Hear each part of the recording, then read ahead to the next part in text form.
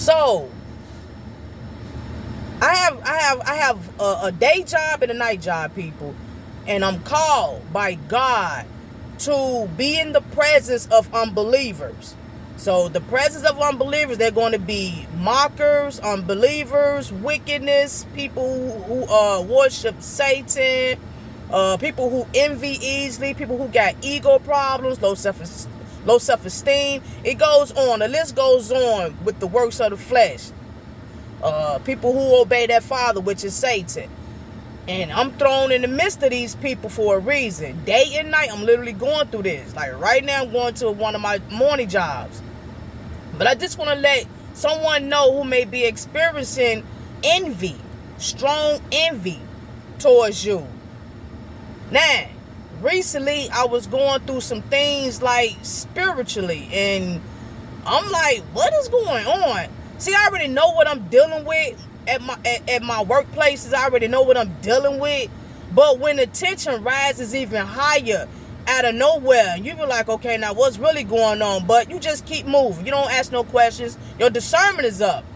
See, that's the reason why you have to know the difference in being called and not being called. If you're called, you have God, Holy Spirit, so He bless you with discernment, meaning that you have this spiritual power where you can sense when something is wrong, and you make judgment on what you should do about within that judgment, within that within the realms, within that spiritual realms.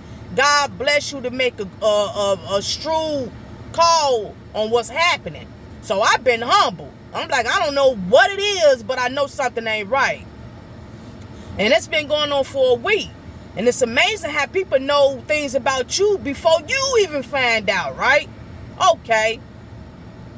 I get to work, and next thing you know, a meeting is called.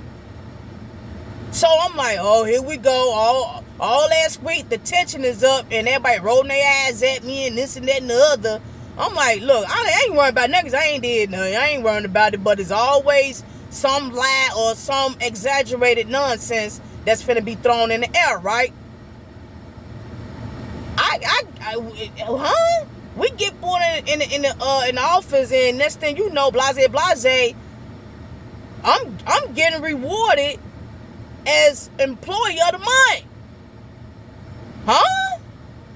Whoa. Oh, okay. Whatever.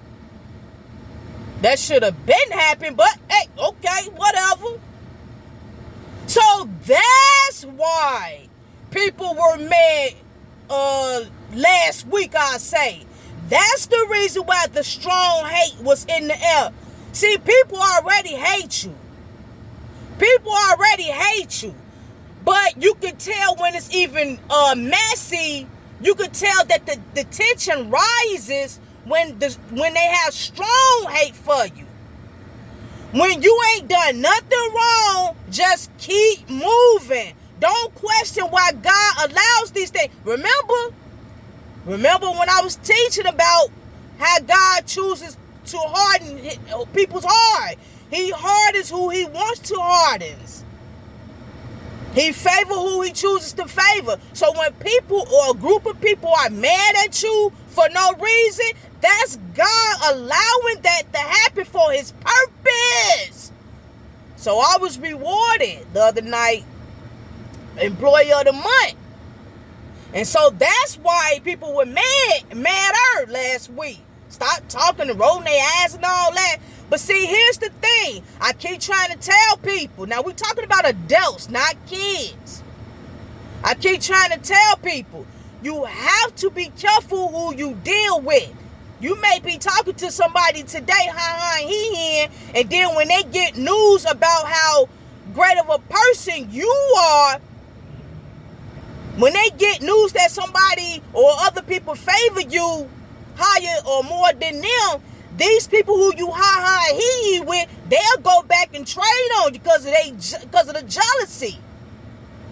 They will go back and tell things that you said or what you did because they envy you. And you be like, hold on, I thought we was cool. I thought, see, that's why you got to be careful. Woo, Charlie. The hate that I be experience it on my jobs. But yeah, just to let you know. Now, that's cool. I ain't tripping on that. Okay, whatever. Associate of the month. That's cool. That's fine. Like I say, I'm cool about that, but that should have been happened. I ain't gonna even lie to you. But it didn't happen for a reason, and now it happened for a reason. And it happened in front of everybody who hates me for a reason.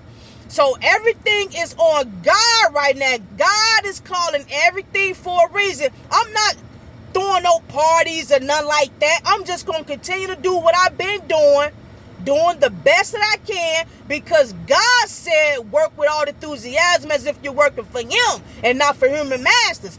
I'm not doing this for worldly rewards. I'm doing this for spiritual rewards, godly rewards. Huh?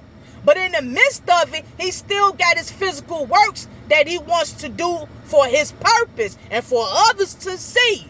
He will prepare a table before your enemy. And this is just the beginning. It's a new season. So whoever going through what they're going through, just continue to do what you do. Do not slack off.